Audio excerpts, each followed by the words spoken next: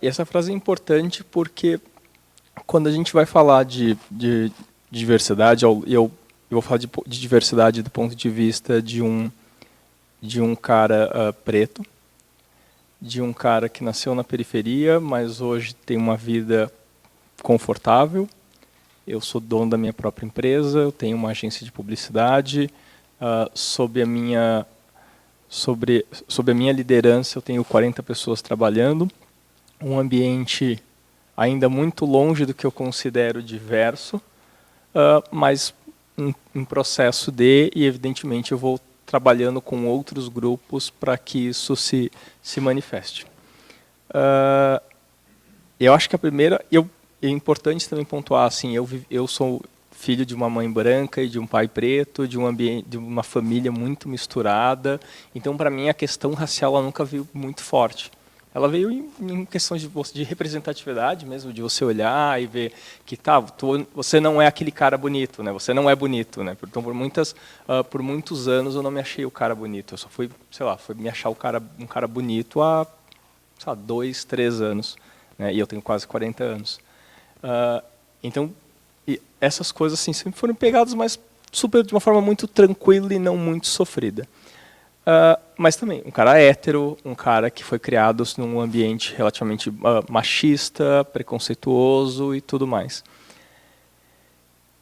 E num processo em que a agência estava crescendo, a gente contratou um cara, que é o Samir, que é muito amigo meu até hoje, isso já fazem 5, 6 anos, e o Samir é um cara gay. E quando o Samir entrou na agência, e o ele está ali, é uma agência que já tinha também algumas meninas, o comportamento era muito interessante ver que o comportamento de todos os homens tinha mudado.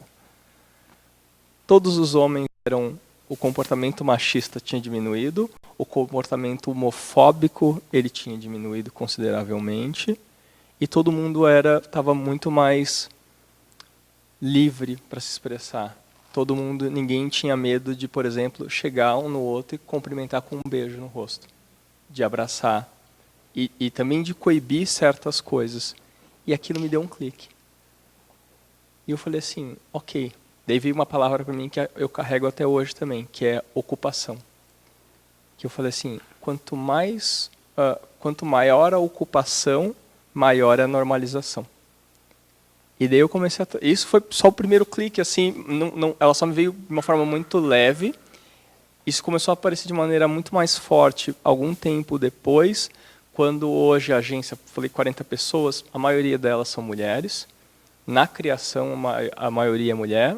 Às vezes é um pouco mais, às vezes tem muito mais mulher, às vezes está no mesmo número que homens, mas diferente de qualquer agência de publicidade. Né? Alguns líderes são mulheres, a maior parte dos líderes são mulheres.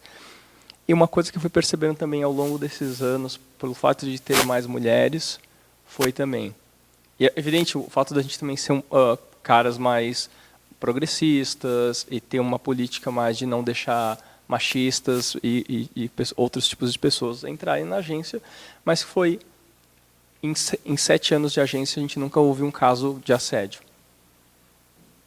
que é a agência de publicidade, a coisa mais comum do mundo. Não vou nem dizer de assédio moral, porque de assédio moral a gente está ainda super num processo de construção e você pega uma outra coisa em que você fala, não, eu fui aqui ou eu fui ali. Mas na questão de assédio sexual, ou de diminuição, ou de qualquer tipo de ataque. E eu falei assim, cara, evidente que isso acontece porque tem mais mulheres. Né? E eu falei assim, tá ok, então eu vou começar a utilizar esse tipo de discurso para todos os outros lugares. Né, por onde eu passar para o discurso e até para fazer dentro da própria agência. E a gente começou a fazer isso. Então, uma coisa que a gente foi percebendo ao longo desses tempos na agência, de fato, foi essa questão de um respeito mútuo, né, é um ambiente muito seguro para homens e mulheres. E para homem, quando eu digo para homens, é importante também porque possibilita que os homens entendam mais as mulheres. Isso para mim é uma busca incessante também, da gente estar sempre no lugar de escuta. Veio na agência uma coisa que também veio me incomodando muito nos últimos tempos, que é a cultura da interrupção. E em como isso é avassalador, assim, o quanto a gente faz disso algo normal e o quanto isso é violento, né? Principalmente com relação a mulheres, e como isso acontece com mulheres, contra mulheres com muito mais força. Então, isso para mim, ter sido colocado dentro desse ambiente, ou estar dentro desse ambiente, me serviu como um processo de desconstrução que está muito longe do que vai, da onde vai chegar, do que eu acho ideal, né, do mínimo ideal. Mas me permitiu também dividir com outras pessoas em outros lugares essa experiência. Então, hoje, por exemplo, eu acabo conversando com alguns líderes de agências onde negros são infinitamente minorias ou há comportamentos machistas para dividir um pouco dessa experiência. Né? Algumas agências eu percebo que já estão fazendo um processo, tem a JWT, eles fizeram um processo que basicamente agora todos os estagiários são negros e eles estão num processo de desconstrução assim que é maluca, e eu depois recomendo, posso passar alguns links quem quiser acompanhar, mas ver como um ambiente que era majoritariamente branco, ele está sendo, vamos colocar aqui, invadido, e como isso é um choque cultural para as pessoas. Isso, e também perceber que assim, a partir disso, o que a gente pode fazer de verdade para essa ocupação e para essa normalização acontecer? Né? E uma das coisas foi que eu comecei também a fazer alguns cursos. Né? Eu já faço alguns cursos de qualificação de profissionais para quem já está estudando ou para quem já trabalha em agências. E eu tenho uma política muito clara que é mulheres ou estudantes pretos ou até estudantes gays ou estudantes trans. Também eu nem coloquei na fala o quanto é importante é isso também para mim ter. Ano passado eu coloquei um curso que só foi exclusivo para pessoas trans e que para mim foi uma honra porque eu consegui abrir um espaço para ter essas pessoas na minha vida e quanto isso para mim vem mudando.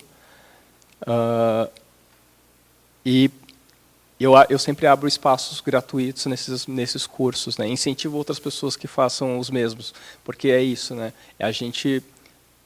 Os grupos hoje são tão fechados e tão poucos diversos que eles se abrem muito pouco e, consequentemente, por conta disso, eles criam muito pouca oportunidade, muito pouco espaço de entrada para essas pessoas e, consequentemente, essas pessoas são minadas pela questão de autoestima, pela falta de oportunidade, de não poderem estar nesses espaços, é onde nesses espaços elas vão ter a oportunidade, do que eu mencionei, prosperar, número 2, dar às outras pessoas a oportunidade de desconstruir, que eu acho que é talvez a grande busca de todo mundo aqui, em todos os momentos. Queria deixar minha fala finalizada aqui, agradecer a todos.